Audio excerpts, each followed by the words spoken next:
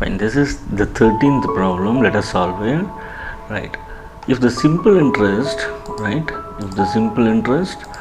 on 12,800 for a period of 2 years is 3,840 rupees, then find the rate of interest per annum. What and all they have given? So they have given the principal is equal to 12,800. Right, time they have given, that is 2 years. Right, then so R we have to find out rate of interest.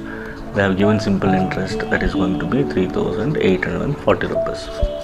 Now we know that simple interest is equal to PTR by 100. Correct. Now simple interest they have given, that is 3,840 is equal to P, it is 12,800 into T is 2.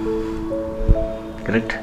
And R, that is what we have to find out by 100. Now so R will become, what happens here, 3,840 into 100 will goes this side, and as well as 12,800 into 2. So 2 zeros I'll cancel. Right, you can start working on with 4. So 4 3s are 4 2s are. Right, here let me go with this.